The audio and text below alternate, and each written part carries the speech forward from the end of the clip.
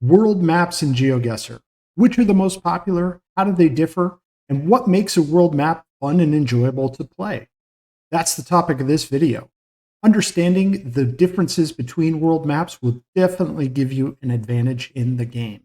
First time that basically everyone plays GeoGuessr, they are quickly directed to play a map simply called World. There's not a lot of information about how this map was made and what its over 1 million locations entail. Several years ago, GeoGuessr enabled its players to create their own maps. And now, these user-created world maps are the most popular among GeoGuessr pros. The map-making tool on the GeoGuessr website enables you to handpick locations. The map maker also enables you to trace polygons that capture random Google Street View locations within a defined area. There are also more advanced tools that people in the community created to help with the map-making process. We'll talk more about these tools once we go through some of the basics. This table compares popular world maps that the pros play. A diverse world is a very early and popular map created by Mapper.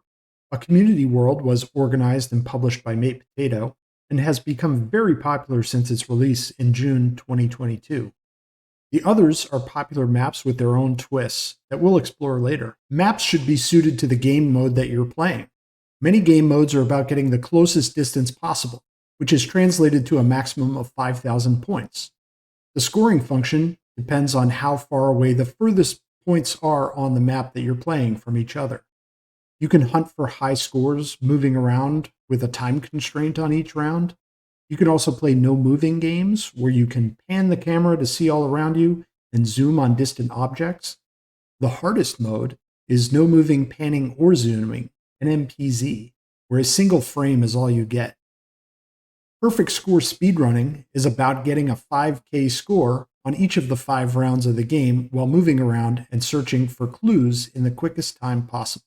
In order to get a 5K reliably and within a reasonable amount of times, some maps are designed to be pinpointable. Pinpointable locations are placed at intersections, on bridges, at railroad track crossings, and at distinct narrow curves in the road.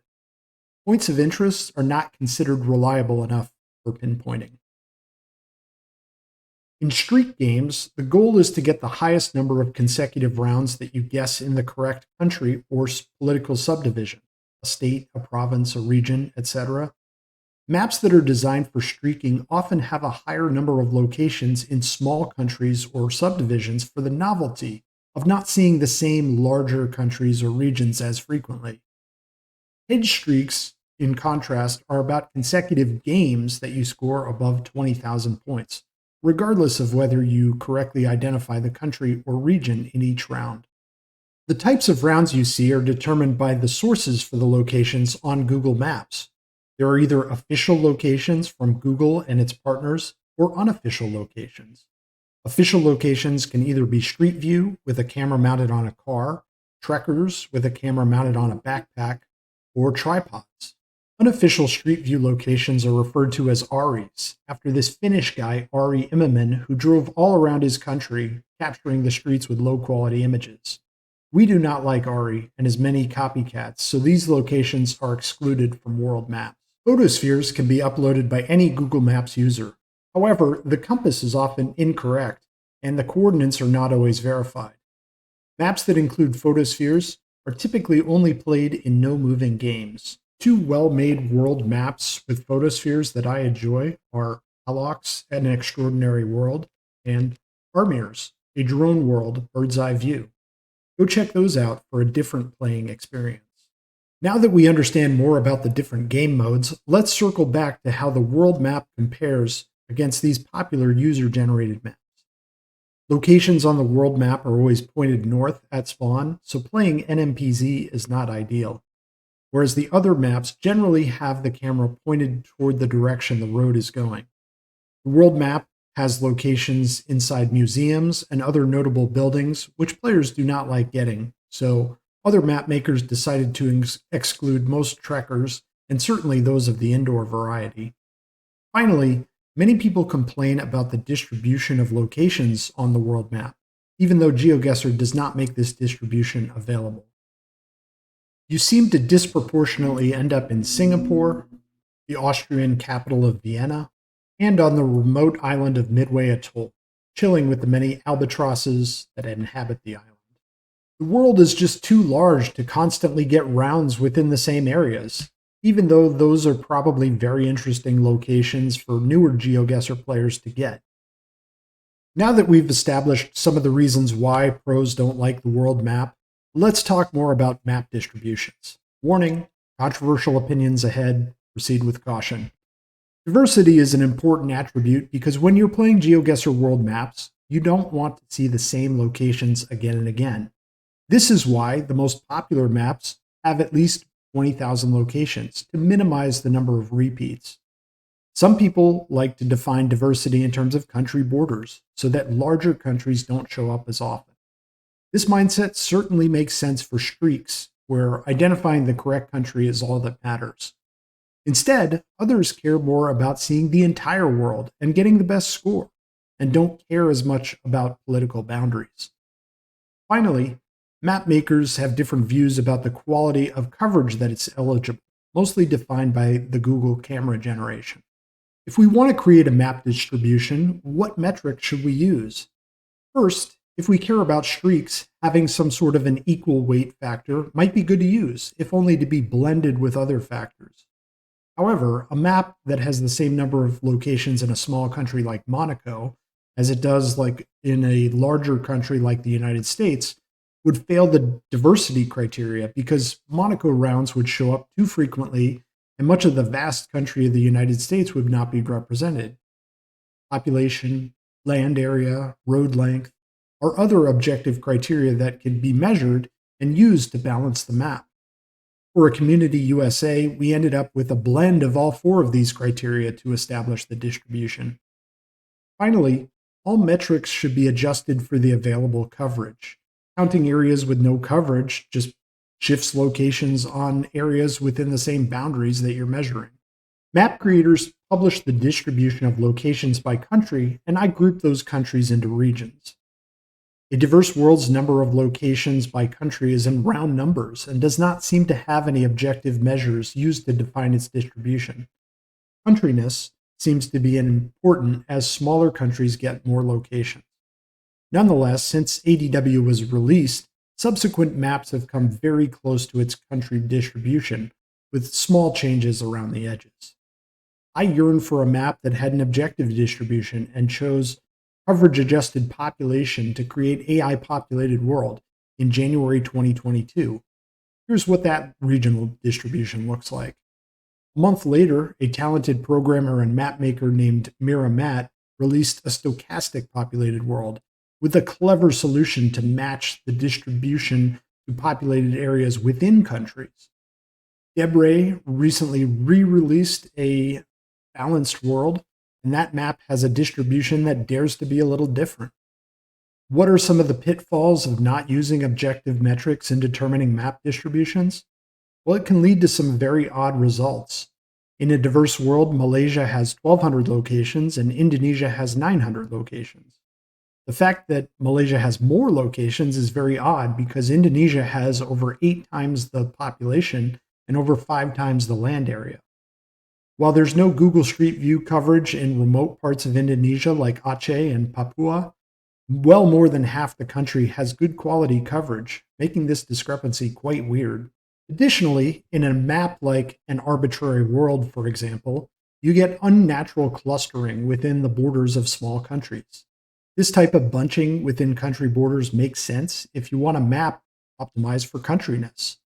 On the other hand, this distribution has more rounds within specific areas than others just because of which side of the political boundary that road is on. I randomly generated the same country distribution from an arbitrary world and compared it to AI-populated world. You can see that the locations in South Africa surrounding Eswatini are pretty similar, but the locations in Eswatini end up being jam-packed. In AI-populated world, the consistency is pretty similar throughout, no matter which side of the political boundary you're on. The same phenomenon happens in Lesotho. Locations are packed together on every road on one side of the border, but not on the other. Another example is comparing the small country of North Macedonia to the large US state of California. North Macedonia is much less populous, much smaller, and has much spottier Google Street View coverage, but receives more locations in a community world and probably other maps. Let's come back to representation. Map makers largely agree on eligible locations, with one big exception. During the course of 2022, Google contracted with local partners to gather a vast amount of Street View coverage in India for the first time. The camera quality is not great. There is a distinctive blur at the bottom, and the picture is not sharp enough to read distant signs. However, this is a huge deal that one of the most populous countries got a ton of new coverage. Some map makers have decided not to include this new India coverage on their maps, but I and others have. Hopefully, we get new Generation 4 camera coverage in India soon, but until then, I think this coverage presents an exciting new challenge in GeoGuessr. Now that we understand some of the differences in distribution, let's take a closer look at each of these maps. A Diverse World is the classic. It's been around for a long time and really set the trend for all subsequent maps to come. It was handpicked by a French mapmaker named Mapper. It is pinpointable and well suited for perfect score speedrunning, and was one of the first maps that was optimized to be played NMPZ. It contains a decent mixture of urban and rural locations. The knock on it now is that people have played it so much that they know a lot of repeat locations, and Mapper is not updating the map as consistently as he used to. Some also feel its locations are too easy, with a lot of visible clues and signs. A Community World was a massive project organized by Mate Potato. Over 100 mapmakers came together to contribute to the project, and its locations were tested extensively. The experience and local knowledge that mapmakers brought to the project really give the map character. I even contributed locations in my home state of Colorado. The map was released on June 11, 2022, and since then its popularity has skyrocketed, with now over 1 million plays. Like ADW, A Community World is pinpointable, so is now the default map for speedrunning. It has double the number of locations of ADW, so repeats are less common. It contains about 2/3 rural locations and has some intentionally baity locations that make it more challenging than ADW, especially when playing NMPZ. The pinpointable element is often a bridge, though some people affectionately call this map Bridge Guesser. As it gets more plays, repeats are starting to become an issue as well. AI-generated World is an original map from Roland Hill, with computer-selected locations that are far better than those selected by Polygon maps. Over time, he added interesting hand-picked locations as well, and he says these are about 20% of the map now. The solution to create randomness is quite fun. It was also an intentional choice of his to randomize the panning slightly, so it's not always facing down the road. Obscure islands and remote locations are intentionally upweighted in the map distribution. An Improved World is Wolftrekker's massive project that he started in 2018, and it is certainly the largest map with all handpicked locations by a single individual. He has been diligent about updating it and decided to include the new India coverage. The map locations are not necessarily pinpointable, but it is very popular for no moving and NMPZ games. Everyone seems to like this map, apart from the fact that it is not used for perfect score speedrunning. A Rural World is Topodic's map with a very strict definition of rural. Commonly, one thinks of a small village as being rural, but that is far too urban to be included in this map. Buildings, if there are any, are usually way in the distance. Signs are scarce. You have to guess where you are using vegetation, landscape, road lines, car meta, utility poles, and sometimes bollards. That's it. While the map does not have as many locations as other maps, its repeats are also really hard to remember. A Balanced World was created by the very enthusiastic mapmaker Debre. It has baity and cool locations, probably the highest wow factor for any of these maps. The distribution is also quite unique and breaks out of the pattern set by ADW. It has more locations in populous countries like the US, Indonesia, and Brazil. It also has more locations in geographically large countries like Russia, Canada, Australia, and Argentina. And the highest percentage of locations of any map, in those 4 countries. An arbitrary world was created by the talented programmer /P. It features all computer-selected locations that are pointed straight down the direction of the road. If you like the typical map distribution and also enjoy getting random locations without some of the trickery of AI Gen, this map is for you. /P also made a series of intersection guesser maps for both world and specific countries that attempt to solve the pinpointability issue. Some intersections on OpenStreetMap are not the same as Google Maps, so it is reliable but not quite 100%. A stochastic populated world is my favorite world map. Miramat, a very talented programmer, used data on world population by land grid and allocated random locations accordingly. It's very egalitarian. If the Google car drives past your house, you have an equal chance of seeing your area being represented as anyone else on Street View. Thus, you get lots of rounds in densely populated areas, getting to see how people around the world actually live. Some people that think this map is too easy and call it capital guesser, but you only get rounds in capital cities in proportion to how many people live there. AI Populated World is my map that I created in January 2022 with a novel country distribution, but it ends up being very close to stochastic, even though I used a top-down approach and Miramat used a bottom-up approach. However, the distribution within countries is very different. It is a computer-generated algorithm that favors land area. Thus, the rounds are actually quite rural, so the name is slightly misleading. Since you need to region guess big countries, the map is actually really hard to get a high score. I have no attachment to any of the locations and regenerate a country's locations whenever new roads get added to Google Street View. I think this map comes closest to what I interpret as the premise of the game. You are randomly dropped somewhere in the world, not more frequently in certain places because of political boundaries. Comparing all the world maps, here's how they stack up on several dimensions. Now you might say, why not add even more locations to minimize the chance of repeat? It's unfortunately because the file size that can be uploaded is limited to approximately 130,000 locations. You can check out a more detailed look at the distributions of these maps side by side on the Comparison tab of the AI Populated World spreadsheet. That link is in the video description. Feel free to refer back to it. I'll keep this sheet updated with any changes. I firmly believe that the best GeoGuessr map has not yet been made. So let's run through some tools to help you get started in your map-making journey. Rihanna's mapmaking.app is the best place to start. It is an awesome tool that automatically points locations toward the direction of the road, allows you to tag locations, and has lots of other helpful features.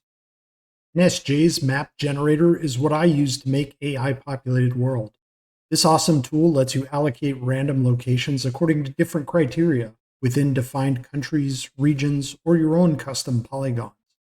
Just be sure to uncheck the Check All Dates box, or you might get a lot of duplicate locations across different coverage dates. After you use either of those tools to make a map, save it to a JSON file, and you can import it into GeoGuessr's mapmaking tool using /P's very useful import script. Maps require maintenance because sometimes photospheres or RE coverage overwrites existing locations. The Map Checker tool runs through the mapping file very quickly and allows you to see which locations might need to be adjusted. Another awesome community member, Emily, created a very helpful tool to manage map locations. Each Google image has a specific panorama ID or panel ID that identifies specific coverage dates. Mapmakers sometimes want to panel ID locations, other times they want them to auto-update with new coverage instead. Either way, this tool allows you to quickly fix and convert panel ID locations. Finally, Rihanna's historical coverage tool will quickly show you when Google adds new coverage and highlights those roads in pink, so you can add newly covered areas to your map. Hopefully you found this video on GeoGuessr World Maps helpful. I'm not much of a YouTuber, but you can check out my streams on Twitch. All the relevant links are in the video description. Thanks for watching.